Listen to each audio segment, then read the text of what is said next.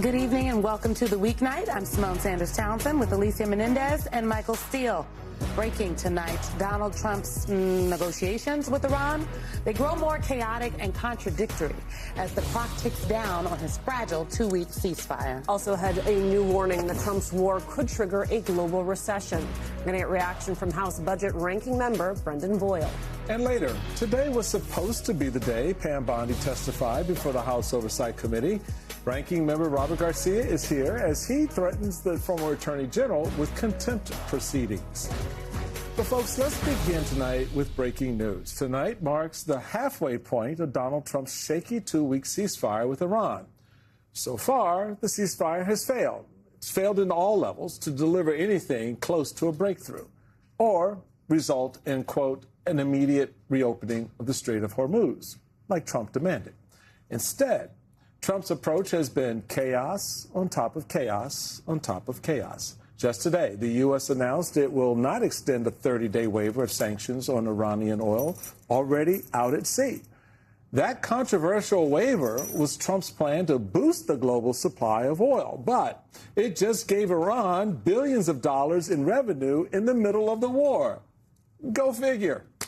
Diplomatic talks are also all over the place. MS Now has confirmed Iran rejected a U.S. proposal to suspend its nuclear activity for 20 years. Iran countered with a 3-year suspension, similar to their offer before the war. But Trump isn't on board with either of those numbers, telling the New York Post, quote, "I don't like the 20 years," and adding, "they can't have nuclear weapons." Also, new today, House Speaker Mike Johnson told reporters he asked Trump to delete this AI image depicting the president as a Jesus-like figure. But Johnson refused to comment on Trump's post from last week, threatening the end of Iran's civilization. And amid Trump's one-sided feud with the Pope, Pope Leo posted today, quote, "God's heart is torn apart by wars, violence, injustice, and lies. But our Father's heart is not with the wicked, the arrogant, or the proud."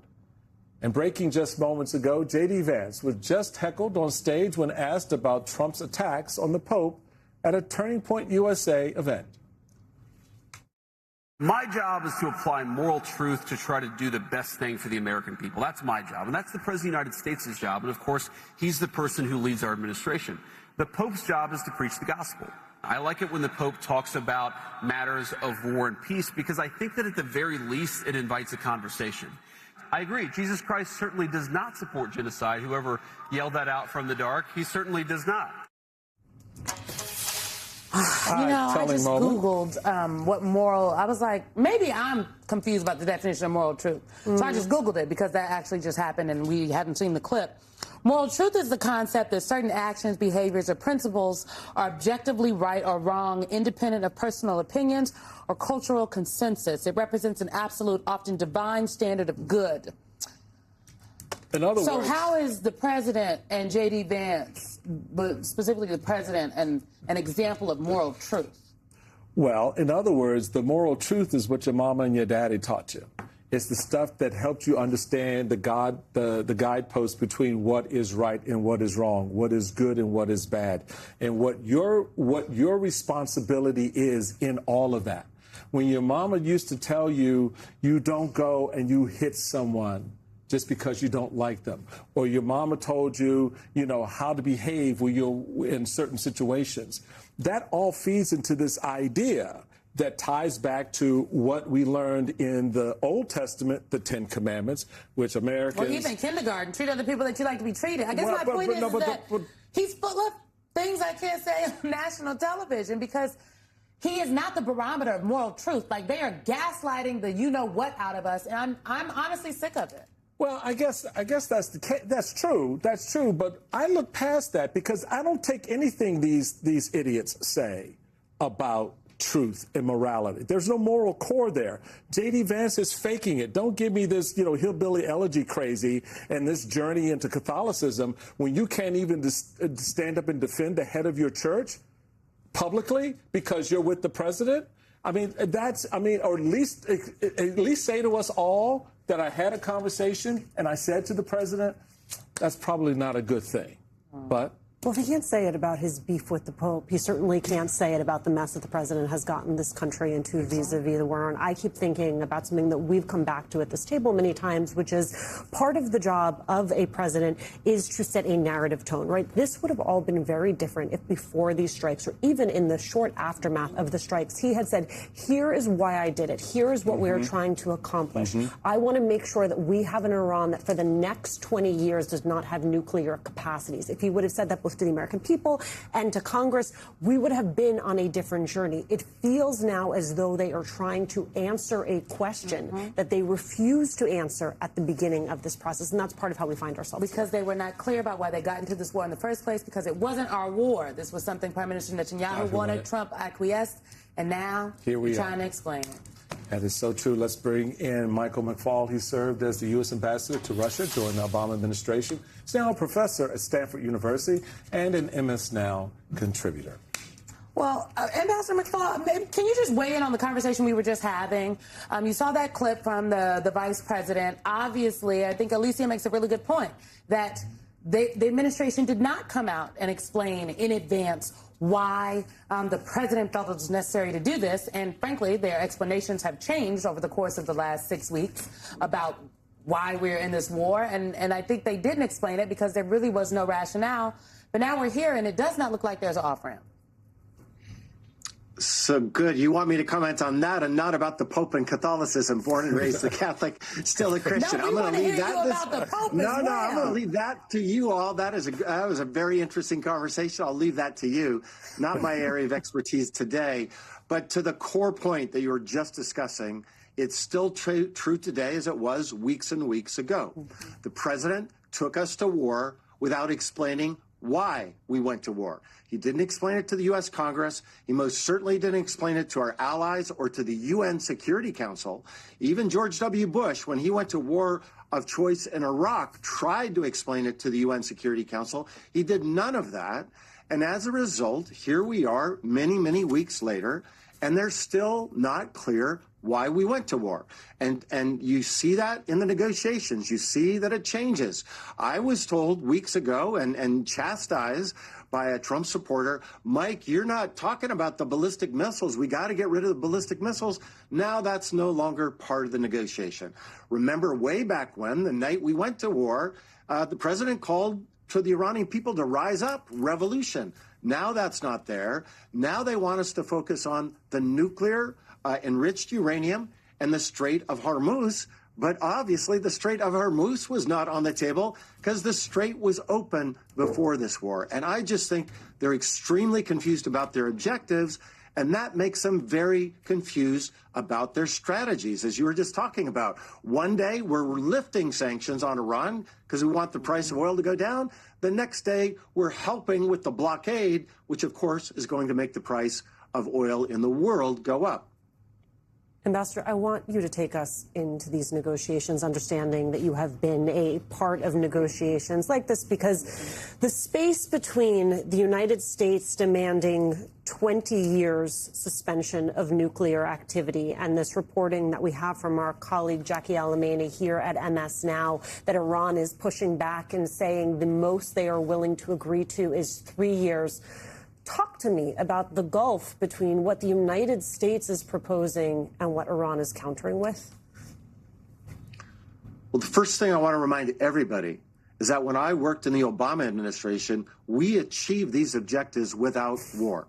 And people can criticize the JCPOA, the Iran nuclear deal, multilateral deal, by the way. It wasn't just President Obama. But I want to keep coming back to that because the Trump administration keeps yelling at the top of their lungs, Iran cannot have a nuclear weapon.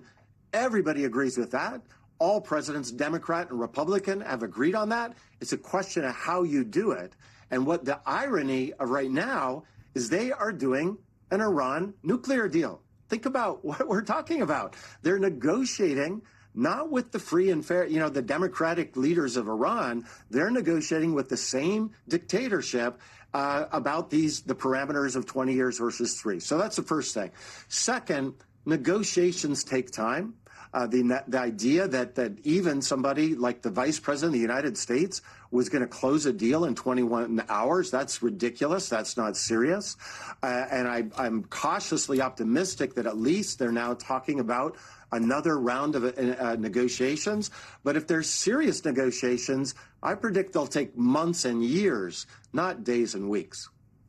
Sir, I want to sort of put a little bit of a button on all aspects of this conversation, because it really boils down to when you take into account how Simone set up in the first part with her question and now Alicia with hers, this idea of the administration doing what it's doing, acting and behaving the way it's behaving, as if they actually had a plan. I find it very interesting, sir, that what we're looking at is a fanciful traipse through, military options and, some economic and strategy that they think is going to work. You have Marco Rubio, Secretary of State, is going to be meeting with, Israeli and Lebanese officials to talk some more about, how they're going to reach that ceasefire, make it work with Lebanon, et cetera, between Israel and Hezbollah.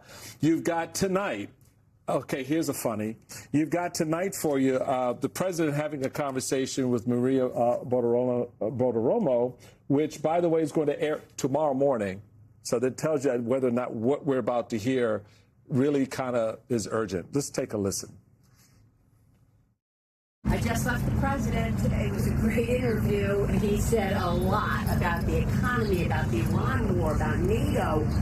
One thing that I'll leave you with, I said to him, Mr. President, you keep talking about the war like was. I said, is it over? He said, it's over. Okay, so I don't know. So we got to wait about 11 hours before we get that conversation. Can we just ask the woman who actually did comms at the White House, would you ever hand such a big piece of news over Not to Maria Bartiromo for Fox Business, child. No. Thank you. What? So, sir, I just want to know, does any of this make sense? Because it just reinforces there's no plan here. This is what, the fourth time this war has been over? What are we talking about here? I think it's a fundamental point. You're right. They're making it up. They're moving around in terms of their tactics. They do not have a plan. They didn't think about the secondary and tertiary effects of their war. That's what you do when you write a memo to the president. When I worked at the White House, you talk about different ways to achieve your strategy, and then you talk about these other things that could happen. It's clear they didn't think about these things.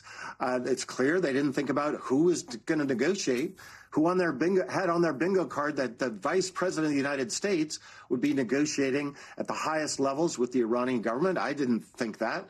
And that if the president is saying what he is, that the war is over, they're just taking off the table one of their coercive cards they have to try to get a better deal. Now, I was against this war from the first place. I want to be clear about that. But when you're negotiating in terms of carrots and sticks, you don't take off cards before you got an agreement. And this has been their way of negotiating this entire time. By the way, it reminds me of the way they've been negotiating on Ukraine with Putin. But it feels like it's not a strategy. And if it's a strategy, it's been changing every day. You know, I think it's always important to level set with folks. And I feel like, Ambassador, you're very clear about that.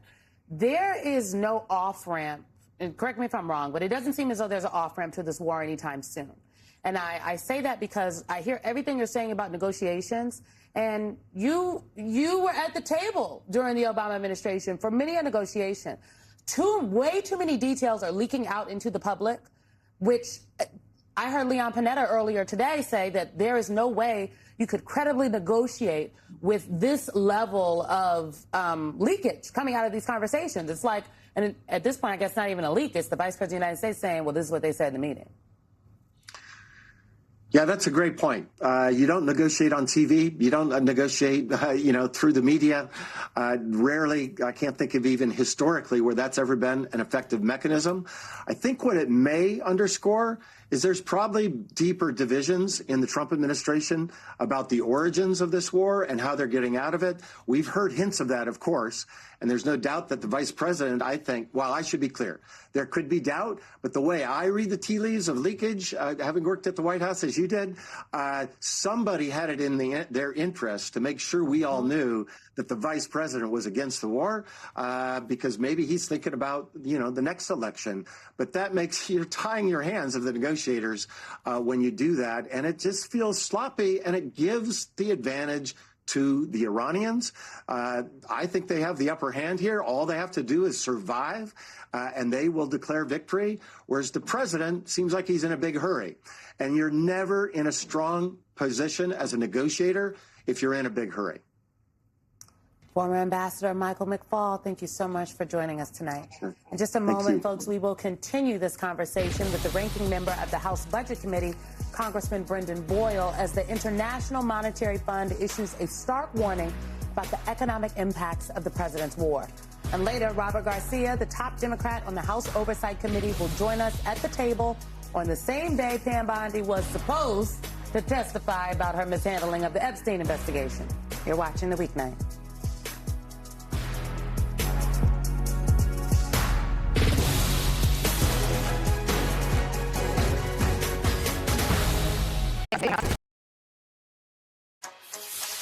Today, the International Monetary Fund issued a stark warning. Disruption in the oil market from Trump's war with Iran could slow economic growth, drive up inflation, even trigger a global recession. Trump is desperately trying to change the narrative by highlighting small, perceived economic wins, like the controversial DoorDash stunt he pulled yesterday that was supposed to promote his limited no tax on tips policy. But the pain Americans are already feeling because of the war is drowning out those efforts. Listen to what one of the president's own supporters told us now. The cost of everything has increased over the last few months specifically, and it is very frustrating when I'm struggling to put food on the table.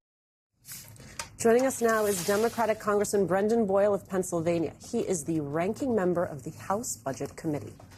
Can I just make one point about the, I just put a mint in, I thought that clip was a little longer. The DoorDash yesterday, you can't just DoorDash to the White House one, but also, apparently the woman that delivered the DoorDash was not a DoorDasher, but someone who had literally just testified in one of the field hearings for the Republicans in Nevada on their behalf. And so it's kind of like, we couldn't find real people. Right. Well, it's like when he showed up at the McDonald's. Because I think that's an important point in this. In the other part of that is, could you walk into this tax on tip thing? This is just a one-off. This isn't a permanent fix here. So any benefit you're getting right now, doesn't kick in until the end of this year, as I understand it, and then it's only for like a year. Yeah. So the tax on tips and no tax on overtime, those were sunset, so they only last a few years.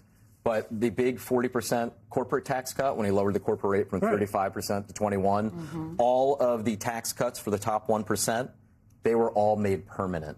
And, of course, let's not forget the biggest health care cuts in American history, which helped fund the bill.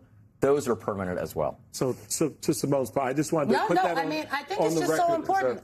I mean, we talked just about the international effects and like the state of the negotiations or the lack thereof as it comes to this war with Iran. But as Alicia let in, there are real domestic effects to this. And it just strikes me that at a time where the American people are struggling, and this war is not going to be over tomorrow. It's not going to be over next week. Like there is no off ramp here for the foreseeable future. And I'm sorry to rain on people's parade, but those are just the facts. And so because of that, we're in a very precarious position. And so you got the president, got actors playing DoorDashers at the White House. I want to say, she is a DoorDasher. She just has other interests and hobbies as well. Yes. As do we all. Let me say this. He's been president now, even though it seems like forever. In this term, it's a year and 3 months. Look at the economic record. A jobless economy over the last 15 months. The biggest one-month jump in gas prices in our lifetime. On top of that, oh, by the way, inflation, which was coming down every single month of 2024, inflation was coming down. Right around this time last year, it begins to reverse course and spike, specifically because of the Trump tariffs. So the reality is he was elected to cure inflation, He said on day one he would bring down prices. He hasn't. He's only made the situation worse. And the big difference between any previous recession, between any previous downturn, and this is that this isn't because of the normal business cycle. This is specifically because of his policies. So to your point a moment ago in sort of clarifying on the no tax on tips, you've got a very gnarly situation for your colleagues in the House and even in the Senate now, which is becoming, I think, more in play, of what the hell do we run on? What do we talk to the American people about? What do we have to say to the American people about what we've done legislatively in the House and what Donald Trump has done to make life better, as promised when he ran for president? The Dayton Daily News is noting this. Struggling to advance a legislative agenda in 2026, GOP lawmakers in Congress and President Donald Trump are instead hyping what they did last year, using the April 15th tax deadline tomorrow to remind Americans about tax cuts approved by Congress in the big, beautiful bill. Quote, so many Americans are seeing bigger refunds and tax cuts, said U.S. Representative Jim Jordan. That's what President Trump promised. Trump will take that message on the road out west this week with stops in Nevada and Arizona. So whatever tax cut you're getting, you're putting it in your gas tank. Far more. We've talked before how even before the last 6 weeks of this Iran war, even before that, because of Trump's tariff policies, the average family is paying $1,800 more a year than they were before his tariffs took effect. Now add to that the single biggest monthly increase in gas prices in our lifetime. Add to that the spill-on effect to the increase of inflation yet to come. Any sort of tax cuts that most normal, middle-class, working-class Americans got has been more than eaten up by this dramatic increase in inflation. One exception, though, if you're in the top 1%, that bill really was a big, beautiful bill for you because you got literally a record amount in tax cuts. For you to sit here and for you to talk about it is one thing. I think it's a very different thing to hear from Trump's own voters about the fact that they are now realizing they were sold a bad bill of goods. Take a listen. I can't believe he's just being as arrogant as he is and not working on solving the issue. The issue is war. We're not supposed to be in wars. He promised us no new wars, bottom line. Here we are.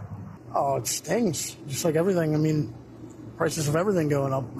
It affects everything. You know, the truckers taking everything and groceries go up, everything goes up. Okay, so that's the reality. Everyone who is filling up the tank understands that. There's also the piece of the president not doing anything about it. Like put the Iran piece of this and the negotiation piece and opening the Strait of Hormuz piece. He also is just showing no real effort to bring down the price of gas, so much so that you are now offering legislation. Tell us how it would work. Yeah, so the federal fuel tax is 18.4 cents per gallon. It has been that way ever since Bill Clinton increased it in 1993. It's not indexed for inflation. What I've said very simply, and a number of academics have actually written on this idea before I took it, and that is suspending the gas tax once it goes north of $4 a gallon. Now, the one challenge in that is, unlike Republicans who never pay for their tax cuts, I believe the tax cuts should be paid for. Where the money goes right now for the federal fuel tax is into our National Highway Trust Fund. What I am saying is take the $30 billion in subsidies that oil and gas companies are getting thanks to Trump's so-called big, beautiful bill last summer, dip into that and backfill the amount of money that wouldn't be going into the trust fund. So bottom line, anytime gas prices hit north of $4 a gallon, there would be a suspension of the federal fuel tax. That wouldn't get gas prices back down to under $3 a gallon, mind you, which is where they were 6 weeks ago.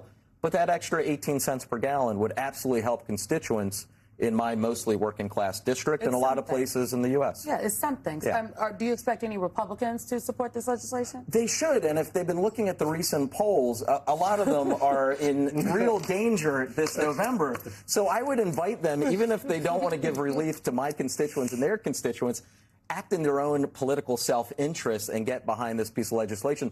They're always enthusiastic about tax cuts for billionaires. Here's a tax cut that actually would benefit everyone, and disproportionately benefit working class people the most. So I had an experience today.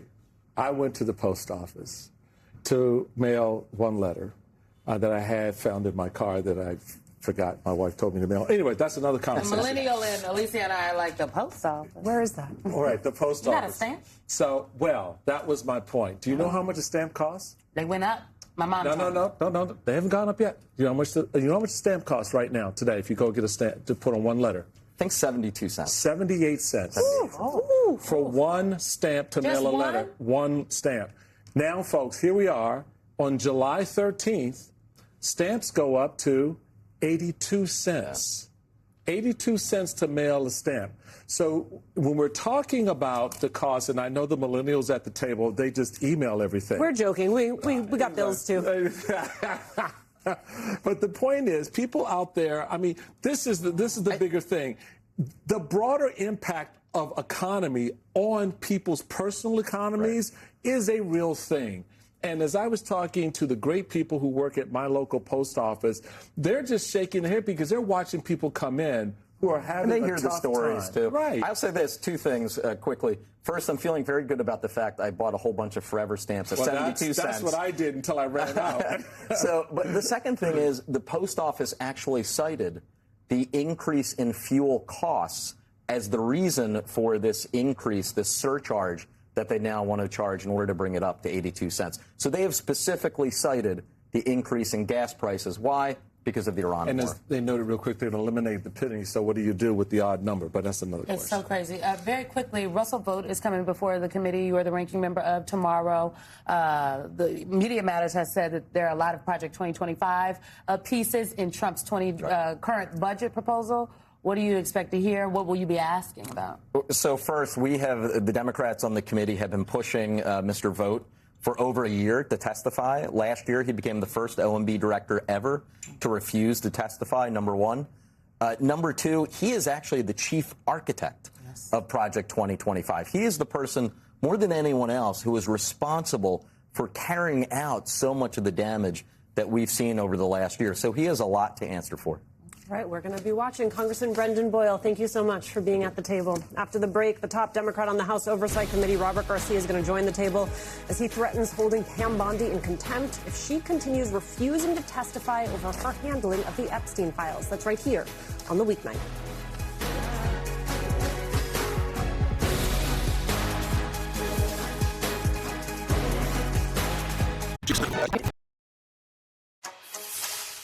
Breaking moments ago, here is J.D. Vance, the People's Vice President, on the Epstein investigation. We absolutely should. When you see evidence of sexual assault, sexual misconduct, regardless of whether you're powerful or not, in fact, you should probably investigate it more if you're a powerful person, right? I don't want powerful people, being involved in this disgusting behavior. You know, it's almost like he's not the vice president for the Trump administration. Okay, consider all of that as we remind you that today was supposed to be the day that Pam Bondi appeared for a deposition with the House Oversight Committee over her mishandling of the Epstein files. One could argue a very powerful person. Of course, after Bondi was fired, Donald Trump's Justice Department argued that she was no longer required to honor the subpoena for her testimony. But today, Ranking Member Robert Garcia warned, quote, if she continues to ignore the law, oversight Democrats will move forward with contempt proceedings immediately. Well, joining us at the table is Democratic Congressman Robert Garcia of California, the ranking member of the House Oversight Committee. Congressman, it is great to see you. We have a lot to get to. So how soon do you think you end up moving on contempt, given that we know she's not going to comply? And two, what is your interest in her relative to your interest in Todd Blanche? Like, why not just make him come at this point? Well, we're very interested in both. I mean, first, we are going to be launching those contempt proceedings fairly soon. At the end of the day, she had a subpoena in place to show up today. Chairman Comer sent that out. And just because she's not the Attorney General right now, that's no excuse for her not to come in. She was the mastermind of this White House cover-up. The survivors have demanded that she give testimony, that she answer questions. For her not to show up, that is essentially, in my opinion, and the opinion of the committee, grounds for contempt. And so we've made it very clear. We've reached out to the DOJ, no response. She apparently has a private attorney, no response. And so Comer said earlier today that he's in contact with her attorney. He said, we're going to reschedule this hearing. Let's reschedule it. And if we don't hear back in the next couple of days, we're going to begin that contempt proceeding. It has to happen. People have to be held accountable for the laws that we pass in the Congress and the subpoenas that we put in place. And Blanche? As it relates to Blanche, I think it's funny you just showed this J.D. Vance clip. Todd Blanche today said that the Justice Department has no more files to release in compliance with the law, that they're done with the Epstein investigation, and that they're moving on. That is all complete BS, because those same documents are under a subpoena from the committee that doesn't have any exemptions as the transparency law might have put in place. And so we are still waiting for half of the documents that the DOJ has in their possession. We have not received. So it's a fantasy that somehow the Epstein investigation is either over or a hoax. What it is a cover-up.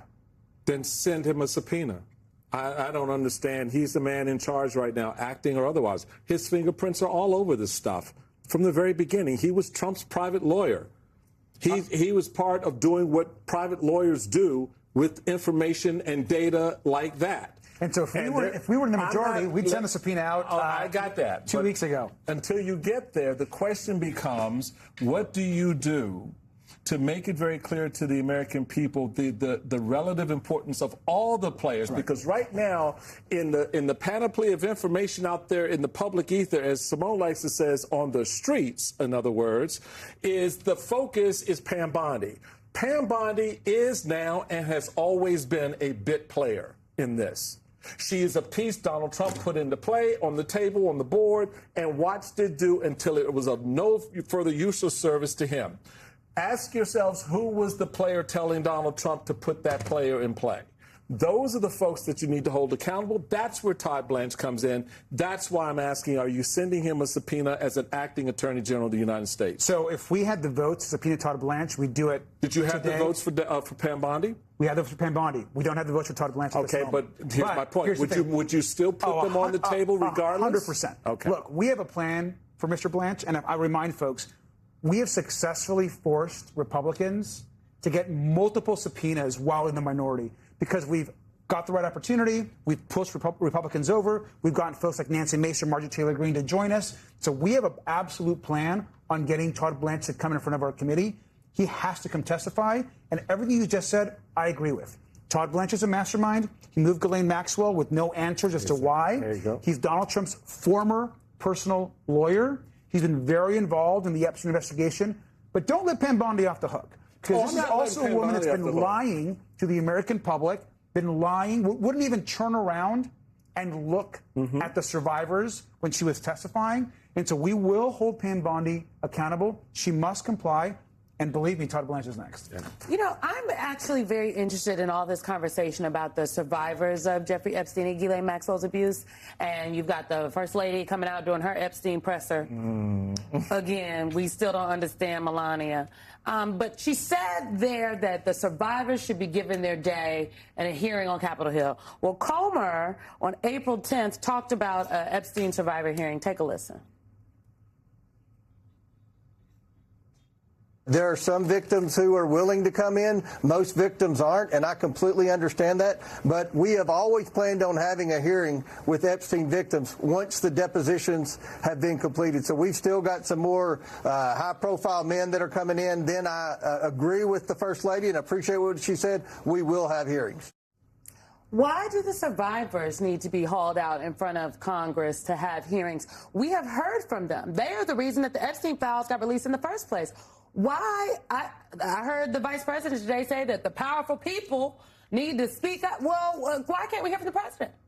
Why can't we hear from Howard Lutnick? Why can't that be public whenever you all get him to come testify? I don't understand this focus on the survivors. Well, I think first the survivors actually came out and they were very clear. And I agree that the person that actually has a lot of power, Melania Trump, who has the ability to actually move maybe her husband or the Congress, she should turn to her husband and ask him and force him to release the rest of the files. She should turn to her husband and have him make sure that Todd Blanche or Pam Bondi come testify. So there's a lot that Melania can do besides coming out in a press conference that was unannounced and ask for the survivors to have a hearing.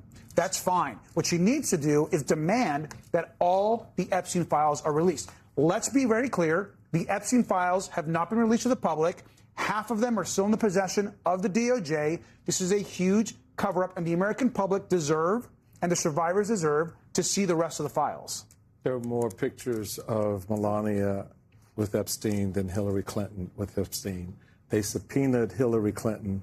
So in my worldview in this, everybody is in the game here.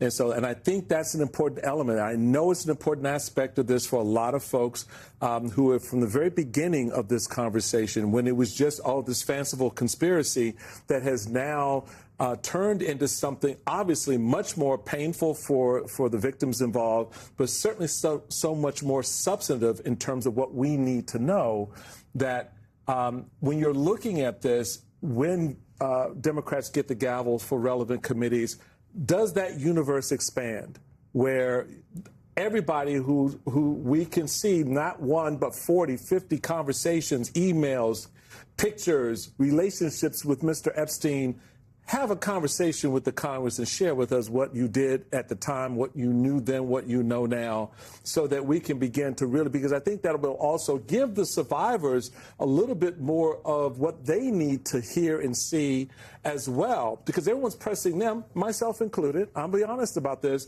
Could you at least drop a name? Tell us a big name that you know, that is already in the files, that is there. It's just been redacted out. Open that pathway for that to happen without having to expose them further. We have a long list of folks that we want to talk to. Everyone that we've been able to force Republicans to vote with us on, we've gotten. But we have a very long list, a day one list on subpoenas of a bunch of folks, and that includes a new precedent set by Republicans as it relates to presidents and first ladies. I know we have to go, but tonight, Todd Blanche apparently told NBC that there's more work to do when it comes to Ms. Maxwell if we really want to understand everything that she knows.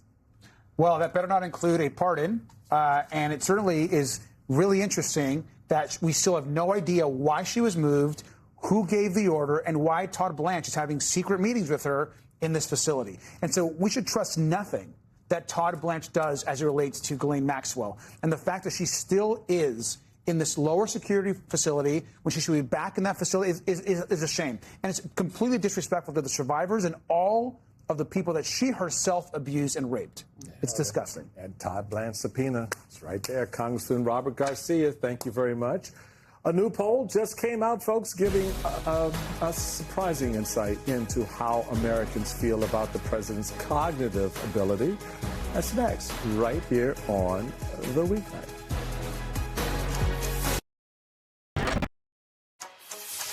Over the past 7 days, Donald Trump has threatened to destroy an entire civilization, posted pictures of himself as Jesus Christ, and picked a fight with the Pope. That erratic behavior, maybe not surprisingly, is raising fresh questions about his fitness to serve as president. Peter Baker reports in the New York Times, quote, a series of disjointed, hard to follow, and sometimes profane statements have left many with the impression of a deranged autocrat mad with power, end quote. Among those criticizing the president, some of his former employees and allies. And in a new YouGov poll, out today, nearly half of Americans believe Trump is suffering significant or modest cognitive decline. So on one hand, Simone, this is not a new conversation. I think what has happened here is that the stakes have shifted given that the president chose to go to war with Iran and with the Pope. Yeah, look. Donald Trump, this has been who he has been from the beginning.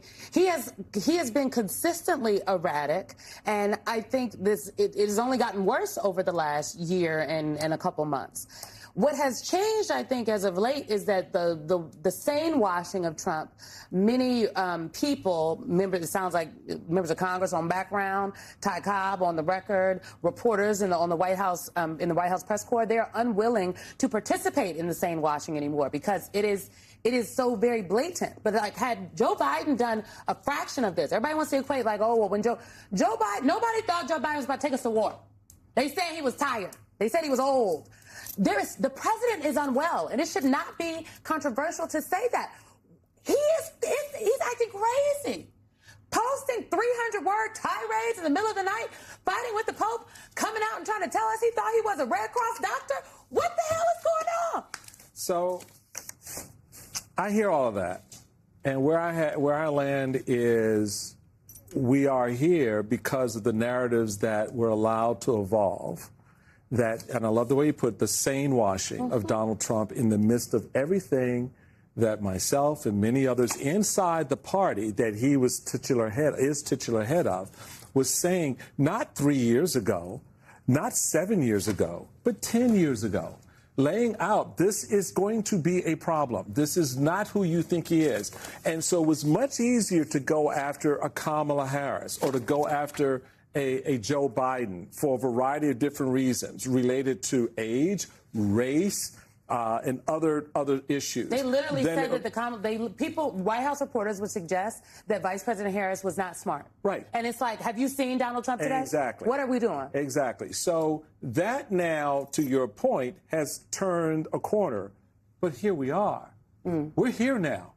And all the sane washing, instead of telling the stories that needed to be told and exposing it, has now put the country and a lot of communities in a very difficult position. And the recovery from this is going to be a lot harder than people think it's going to be. So we've talked about what has changed. Let's talk about what has not changed. Peter Baker put it very well in his piece today. Quote, the dissent on the right has not extended to Congress, where Republican lawmakers remain publicly loyal to the president, nor has it reached the cabinet, which would have to approve any invocation of the 25th Amendment, rendering that idea moot.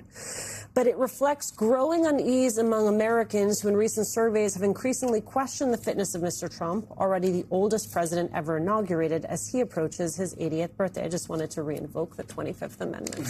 Yeah. Oh, goodness, Alicia. History is going to ask in this moment, what did people do? What did you do? And history is not going to reflect kindly on the members of this cabinet or the Republican members of Congress who are clearly just like, it's crazy. It's going to ask, what did you do and what did you write about what and what was did you done. allow? Yep. Coming up next on All In, folks, Chris sits down with Vermont Senator Bernie Sanders. That's at 8 o'clock Eastern right here on MS Now. We'll be right back.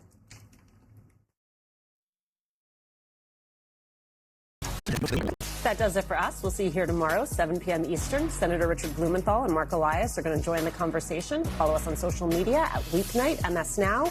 All In with Chris Hayes starts right now.